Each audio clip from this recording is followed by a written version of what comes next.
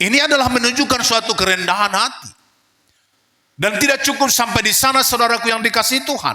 Lihat bagaimana seorang Ahab, seorang raja, langsung mengoyakkan pakaiannya dan berkabung dan membuat abu itu di atas kepalanya. Dan dia berpuasa. Setelah kejadian itu, setelah dia berpuasa itu, setelah dia menangis, setelah dia datang merendahkan diri, maka keputusan Tuhan pun dirubah. Itu sebabnya pernah saya katakan, nasib bisa dirubah kok. Jangan bilang, itu sudah nasib saya. Tapi orang yang tidak mau berubah, nasibnya tidak akan berubah. Tetapi kalau kita mau berubah, introspeksi diri, melirik kembali ke belakang, mereview kembali kehidupan, mengevaluasi kehidupan kita, mengevaluasi perbuatan kita. Saya yakin orang yang bisa mengevaluasi akan bisa merubah nasibnya. Itu sudah barang pasti. Tetapi bagi setiap orang yang tidak mau mengevaluasi kehidupannya, tidak mau mengevaluasi dari bulan ke bulan, bahkan tahun ke tahun, tidak ada evaluasi dalam hidupnya, maka nasibnya semakin hari pasti akan semakin terpuruk. Firman Tuhan yang akan memberkati kita pada saat ini, yaitu yang terambil dari 1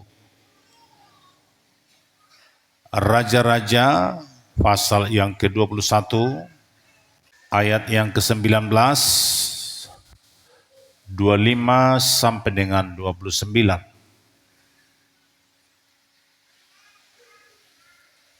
Demikian firman Tuhan. Katakanlah kepadanya demikian, beginilah firman Tuhan, engkau telah membunuh serta merampas juga. Katakan pula kepadanya, beginilah firman Tuhan, di tempat anjing telah menjilat darah Nabot, di situ jugalah anjing akan menjilat darahmu. Sesungguhnya tidak pernah ada orang seperti Ahab yang memperbudak diri dengan melakukan apa yang jahat di mata Tuhan, karena ia telah dibujuk oleh Isabel istrinya.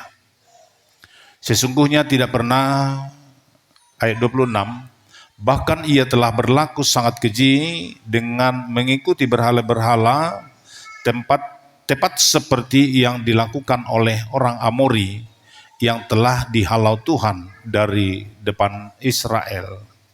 Segera sesudah Ahab mendengar perkataan itu, ia mengoyakkan pakaiannya, mengenakan kain kabung pada tubuhnya, dan berpuasa. Bahkan ia tidur dengan memakai kain kabung, dan berjalan dengan langkah lamban. Lalu datanglah firman Tuhan kepada Elia orang Tisbe itu, sudahkah kau lihat bahwa Ahab merendahkan diri di hadapanku? Oleh karena ia telah merendahkan diri di hadapanku, maka aku tidak akan mendatangkan malapetaka dalam zamannya. Barulah dalam zaman anaknya aku akan mendatangkan malapetaka atas keluarganya. Puji Tuhan. Bapak dan Ibu, saudaraku yang terkasih di dalam nama Tuhan Yesus Kristus. Firman Tuhan pada hari ini saya akan mengangkat tema kepada kita semua yang mengatakan, bila kita angkat tangan, maka Tuhan turun tangan. Sekali lagi, bila kita angkat tangan, maka Tuhan turun tangan. Bapak dan Ibu saudaraku yang dikasihi Tuhan, ada sebuah kejahatan yang telah dilakukan oleh Raja Ahab ketika dia mengingini harta orang yaitu kebun Nabot. Dan sampai dia bersedih karena dia tidak bisa mendapatkannya karena dibeli. Kebun Nabot ini, Nabotnya tidak mau menjual karena harta warisan. Harta warisan yang turun-temurun dari atas atau dari orang tuanya. Maka dia tidak mau menjual harta miliknya. Bahkan seorang raja meminta berapapun harganya, apapun akan diberikan. Misalnya ditukar dengan apapun, raja akan bersedia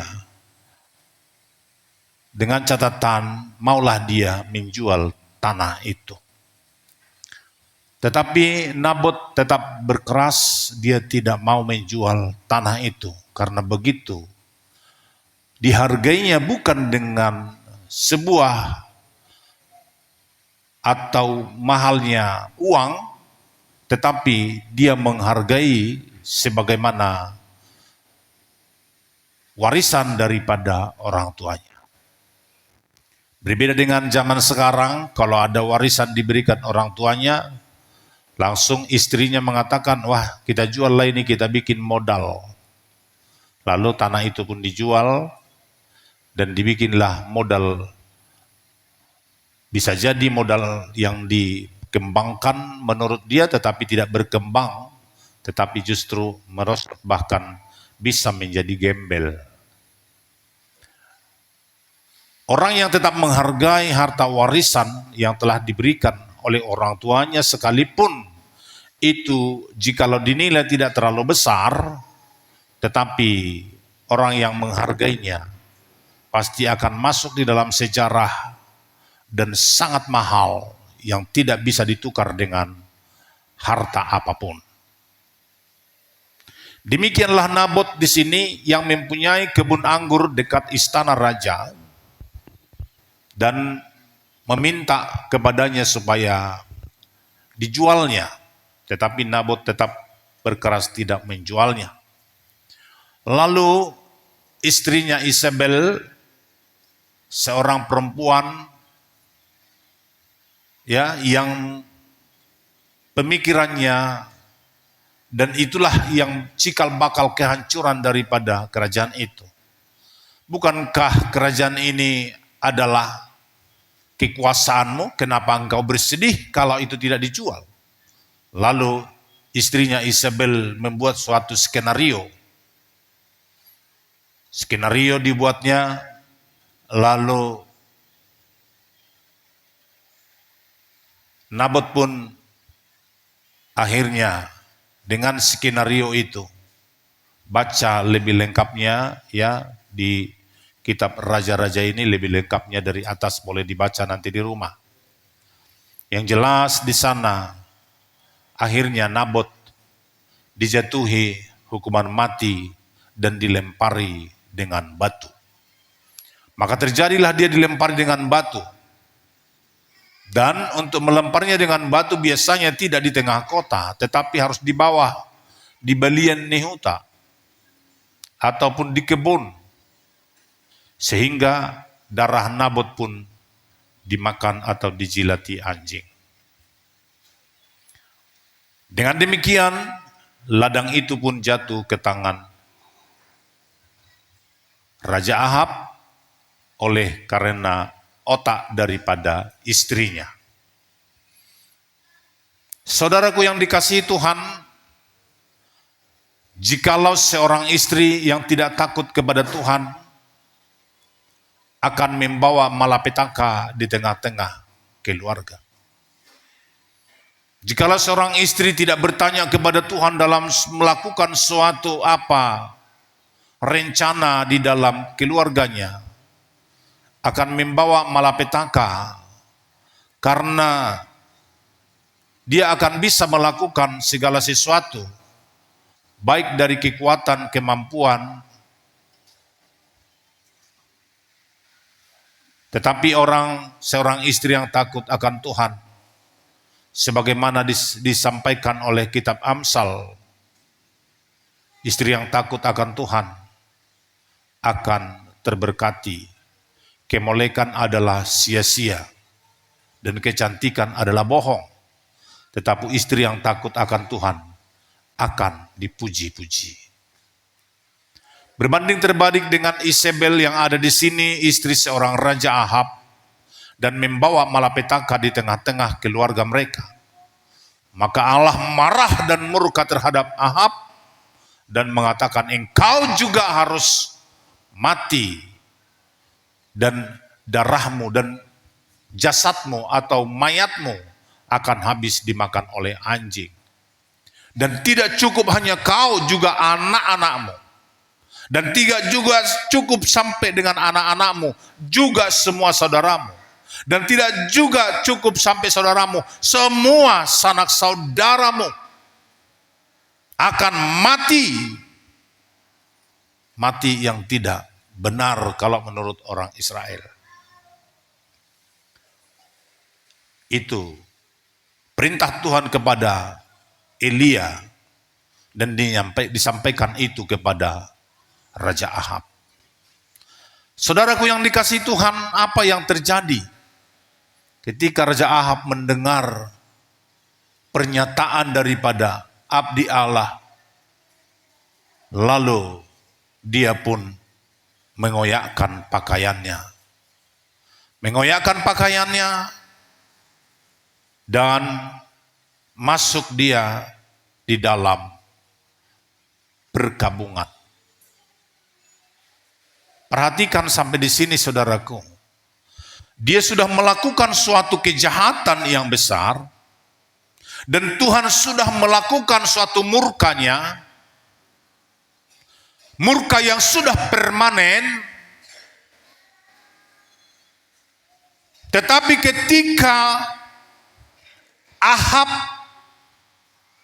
merubah sikapnya, mengoyakkan pakaiannya dan datang bersembah kepada Tuhan, merendahkan diri kepada Tuhan, lihat apa yang terjadi. Tuhan bisa merubah keputusannya. Puji Tuhan. Puji Tuhan. Tuhan bisa merubah keputusannya walaupun sudah harus dikutuk. Tetapi dirubah keputusan itu karena apa? Karena ada sebuah penyerahan diri. Ya, sebagaimana pernah saya katakan kepada kita saudaraku yang dikasihi Tuhan.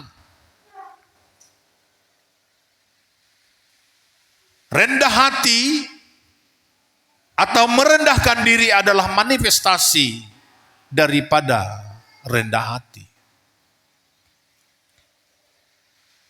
Tidak bisa ditunjukkan sebuah rendah hati tanpa ada sebuah actionnya, sebuah tindakannya. Misalnya menunjukkan suatu kerendahan hati, berjalan dengan sopan, dengan tertunduk. Tetapi kalau jalannya, apa mungkin orang yang seperti itu namanya orang yang rendah hati?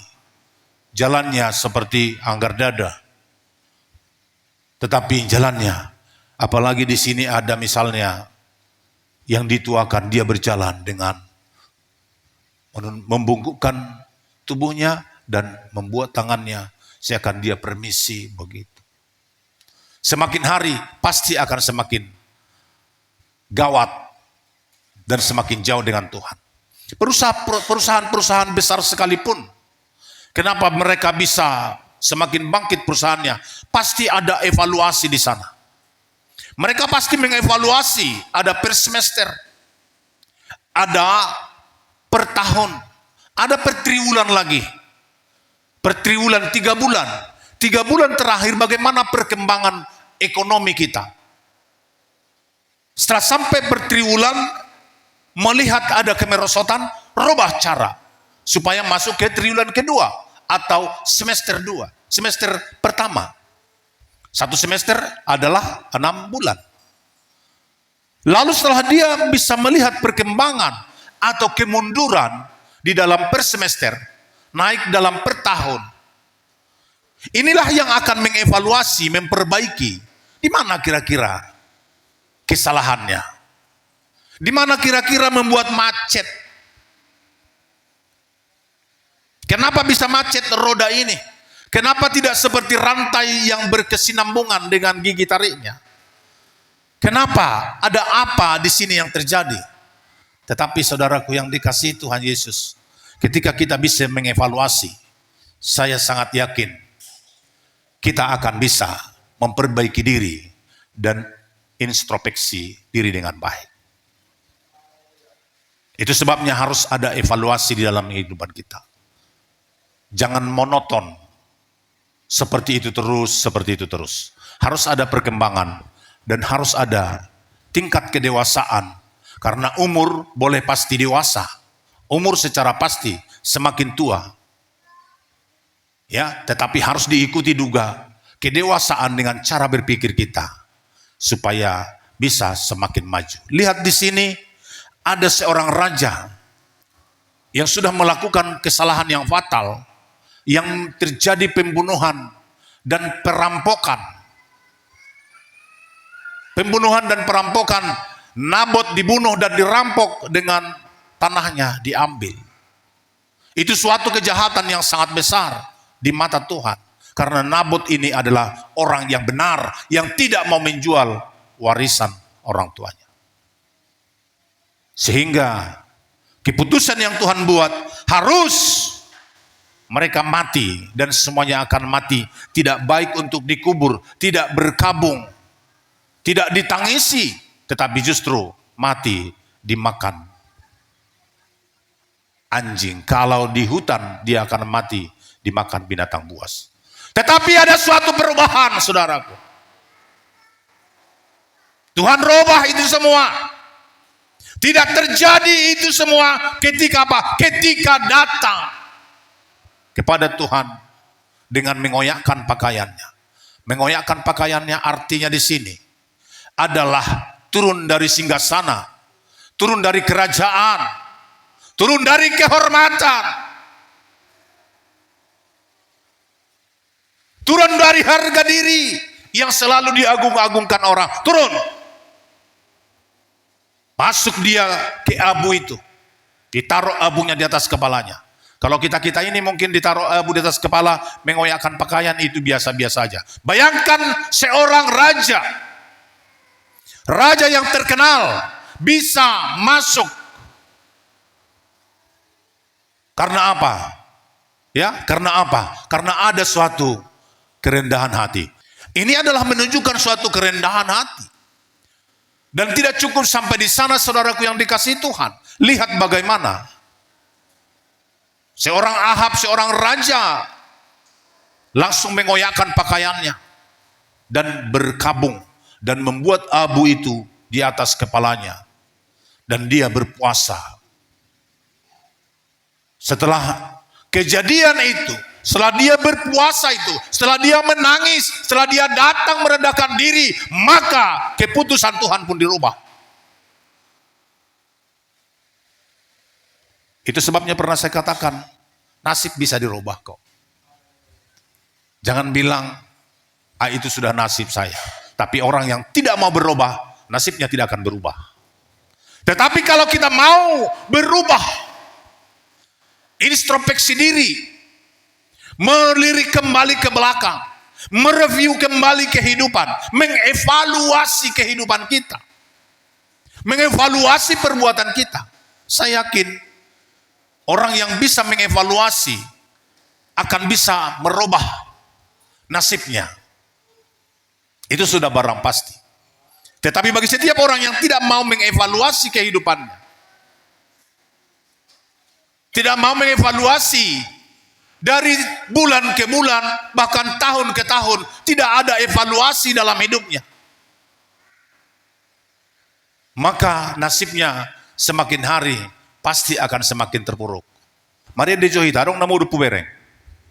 Di dalam namamu pegang kebenaran, begitu ambillah senjata Allah di dalam kuasa namanya. Akan ku injak-injak iblis di kaki di dalam kuasa namanya. Oh, oh, oh, oh, oh, oh. Saudaraku yang dikasihi Tuhan, jangan malu untuk menari dan bersuka cita. Sebab waktu tabut perjanjian itu diangkat, seperti bacaan rohani kita tadi pagi, Biston pagi kita ya, yang saya bagikan di PA, tabut perjanjian itu diangkat dan dibawa ke kota Daud.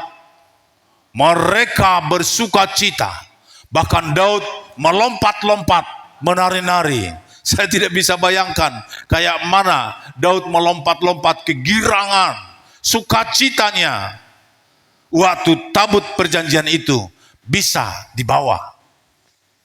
Saudaraku, waktu itu Milka, yaitu anak daripada Saul atau istri daripada Daud sendiri, menganggap rendah, melihat rendah. Karena apa? Karena dia melompat-lompat. Memang Pentakosta ini kayak anak-anak, tepuk-tepuk tangan lagi, melompat-lompat lagi. Hei, firman Tuhan yang berkata, saudaraku, ketika tabut perjanjian itu, di dalam tabut perjanjian itu ada Allah. Firman Tuhan mengatakan, pada mulanya adalah firman, firman itu bersama-sama dengan Allah, dan firman itu adalah Allah. Engkau telah menerima firman. Tabut perjanjian itu pindah di dalam hidupmu. Dalam firman Tuhan mengatakan, tubuhmu adalah bait suci Allah. Maka dalam bait suci Allah, maka dalam tubuhmu telah dipindahkan tabut itu. Oleh sebab itu engkau harus bersuka cita. Tetapi lihat, jangan macam-macam sama tabut itu. Jangan macam-macam dalam pelayanan. Jangan bermain-main dalam pelayanan. Jangan bermain-main dalam ibadah. Harus benar-benar dengan sukacita. Supaya apa? Supaya kita tidak dimurkai oleh Tuhan. Firman-Mu, kebenaran-Mu, amin. Itulah kekuatanku, iman dan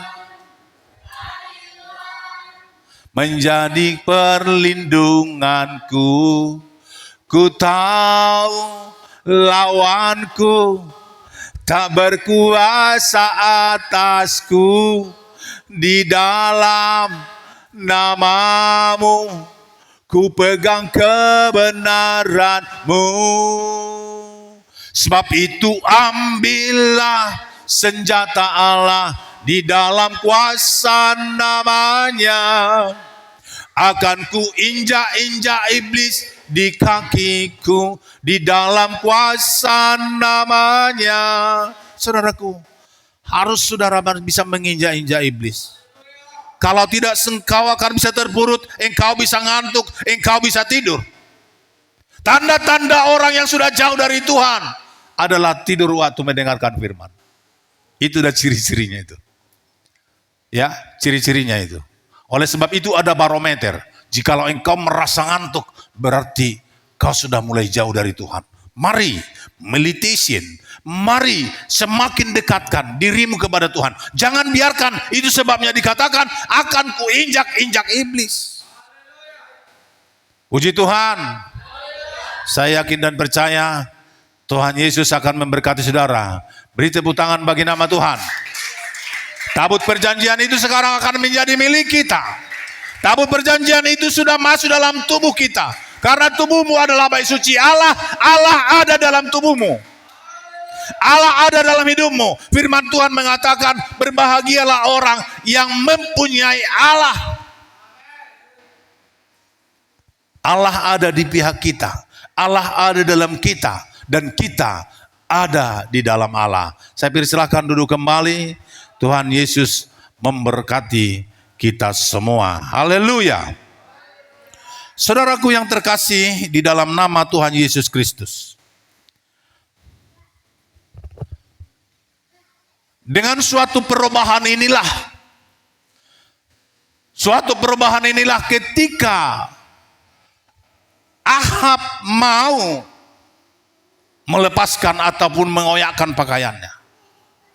Di situ ada suatu perubahan. Di situ ada perubahan di dalam kehidupannya. Yang tadinya dia harus untuk mati. Harus mati karena kejahatannya, karena kesalahannya. Namun sekarang ini saudaraku, Tuhan langsung robah. Dalam kehidupan kita,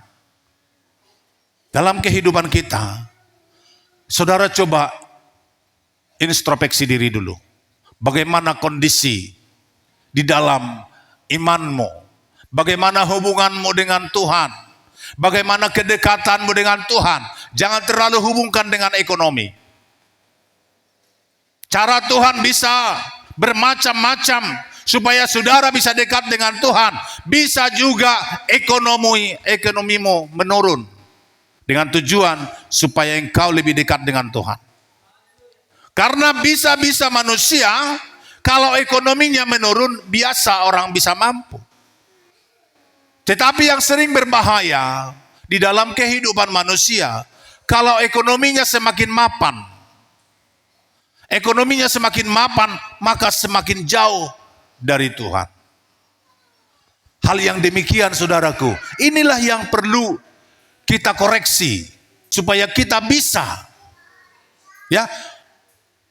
mengevaluasi kehidupan kita. Agar supaya apa? Agar supaya kita mengerti kita sudah mundur. Kita sudah mundur atau setidaknya kita masih tetap jalan di tempat. Jalan di tempat atau sudah mundur atau seperti apa? Coba di cross check dulu saudaraku. Coba di cross check dulu supaya kita lebih mengerti, supaya bisa kita berjalan maju. Dan ingat, ketika engkau bisa datang merendahkan diri, ketika kita bisa datang kepada Tuhan, bisa kita berpuasa, bisa datang kita menangis kepada Tuhan, bisa kita turun dari tahta kerajaan kita, turun dari hasangapun kita, turun dari posisi-posisi kita yang sebelumnya, akan terjadi perubahan besar yang dilakukan oleh Tuhan. Puji Tuhan.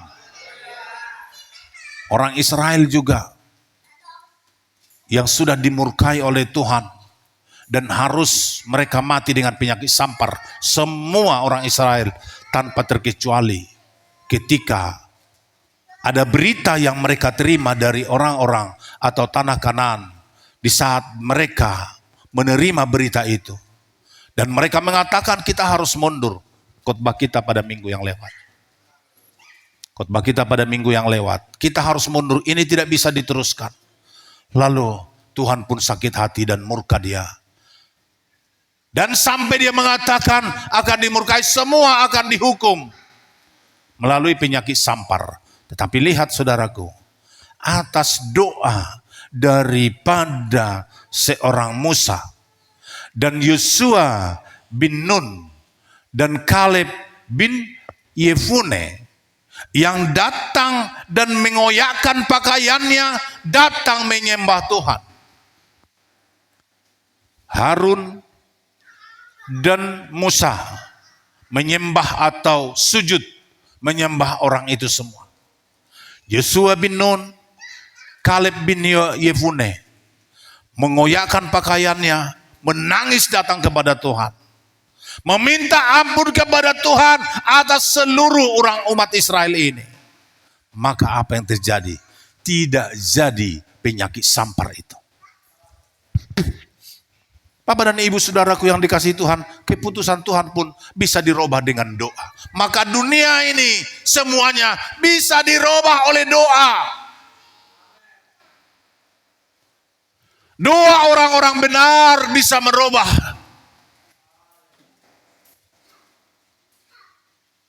Murka Allah pun bisa dirubah dengan suatu kerendahan hati dan datang kepada Tuhan. Kota Niniwe juga adalah kota yang besar.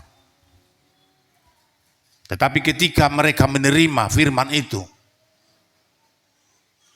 mereka dapat bertobat dan berubah. Lihat, kota itu diselamatkan oleh Tuhan. Dan semua orang-orangnya, bahkan rajanya sekalipun, semua menjadi orang percaya. Oleh sebab itu Bapak dan Ibu, kedekatan saudara dengan Tuhan, nasibmu hanya di dalam doa. Itu bisa dirubah. Tidak ada yang tidak mungkin. Semua bisa dirubah. Ya, semua bisa dirubah. Tuhanlah yang akan bisa merubahnya. Dengan cara apa? Ada suatu perubahan kita terlebih dahulu. Jangan kita menyuruh Tuhan untuk merubah keputusannya, sementara keputusan kita tidak pernah kita rubah. Keputusan kita dengan cara-cara yang jahat. Keputusan kita dengan cara-cara yang duniawi. Keputusan kita dengan cara-cara yang biasa. Hal-hal yang demikian yang bisa membuat kita tidak mengenal Tuhan kita. Puji Tuhan. Kembali kepada tema kita dikatakan di sini, bila kita angkat tangan, maka Tuhan turun tangan. Ayo kita sama-sama dulu, saya dengan saudara, 1, 2, 3. Bila kita angkat tangan, maka Tuhan turun tangan. Coba kita berdiri dulu semua.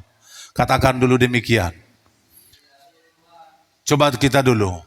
Kalau ada pertempuran dan sudah dikategorikan kalah pertempuran ini oleh musuh, apa yang terjadi? Kalau sudah angkat tangan, tidak boleh lagi ditembak. Ido? Ini tentara itu lalu ditanya. Iya. Ya?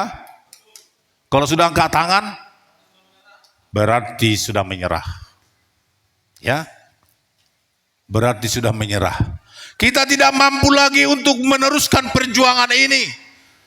Angkat tangan. Kita tidak mampu lagi meneruskan ekonomi kita yang semakin hancur. Angkat tangan. Kita tidak mampu lagi menyelesaikan persoalan pribadi kita. Angkat tangan. Angkat tangan kepada siapa? Jangan kepada dunia. Hanya kepada Tuhan. Ketika engkau bisa angkat tangan, datang kepada Tuhan. Ingat, Tuhan pasti turun tangan untuk memberkatimu. Haleluya. Berlututlah di hadapan Tuhan. Angkat tanganmu di hadapan Tuhan. Engkau pasti akan diberkatinya. Firman Tuhan pada hari ini, bila kita angkat tangan, Tuhan akan turun tangan. Ayo saudara dengan saya, angkat tangannya tinggi-tinggi. Supaya jangan ragu-ragu, jangan begini. Kalau begini ragu-ragu Tuhan, angkat tangan atau apa, atau jurus. Betul-betul angkat tangan dulu. Setinggi-tingginya, bahwasanya memang tidak ada lagi yang bisa kita lakukan.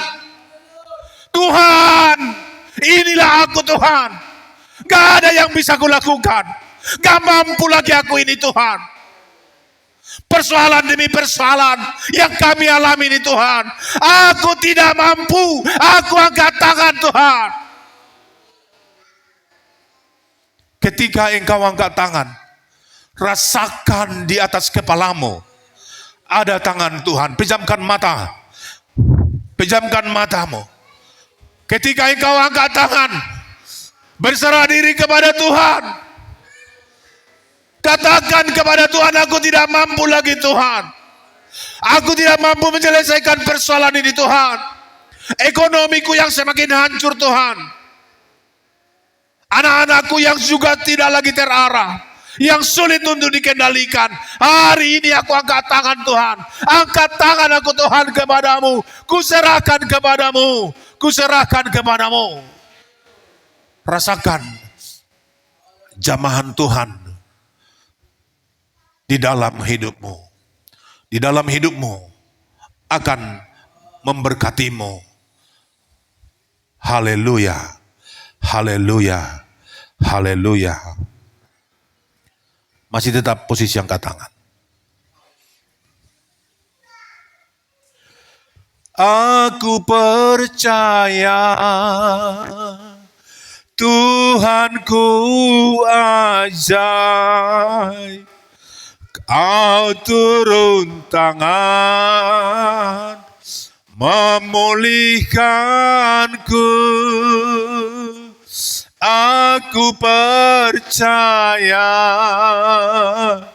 Tuhanku ajaib, Kau turun tangan memberkatiku. Semua kita nyanyikan semua. Semua kita menyanyikan sama-sama dengan saya. Aku percaya Tuhanku ajaib, Kau turun tangan memulihkanku. Aku percaya Tuhanku dahsyat, Kau turun tangan memberkatiku. Rasakan jamahan Tuhan di dalam hidupmu, saudaraku. Ketika engkau pada hari ini sudah datang mengoyakkan pakaianmu, mengoyakkan harga dirimu, mengoyakkan tahtamu, mengoyakkan segala kekuatanmu, intelektualmu, kemampuanmu, engkau datang kepada Tuhan. Aku berserah Tuhan. Ketika kita mengatakan itu sudah, Tuhan pasti akan memberkati kita. Berserah kepada Yesus, tubuh, roh, dan jiwaku. Kita maju semua ke depan. Dengan tetap angkat tangan, maju ke depan, berserah kepada Tuhan, takut akan Tuhan. Aku akan terus percaya dan tetap beserta. Kita berlutut di hadapan Tuhan. Aku berserah, aku berserah pada Yesus Juru Selamat. Aku berserah kepada Tuhan. Berserah kepada Tuhan, tubuh, roh, dan jiwaku. Kami berserah Tuhan. Aku akan terus percaya dan tetap beserta. Aku berserah, aku berserah. Haleluya. Aku berserah pada Yesus, pada Yesus Juru Selamat. Coba turun 2 oktav lagi, terlalu tinggi, turun. Haleluya.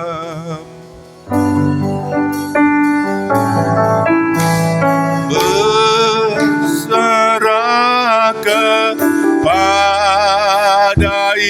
Serahkan dirimu kepada Tuhan. Serahkan dirimu kepada Tuhan. Segala kesulitan sampaikan kepada Tuhan. Segala masalahmu berikan kepada Tuhan. Haleluya.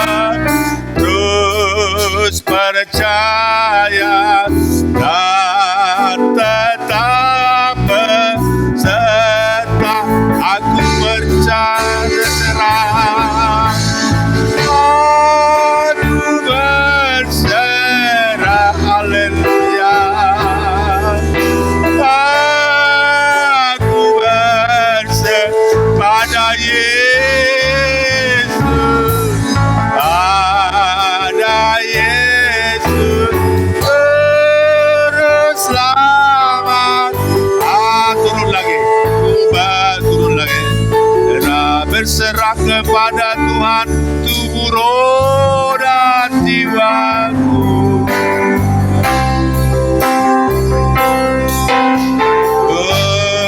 Berserah kepada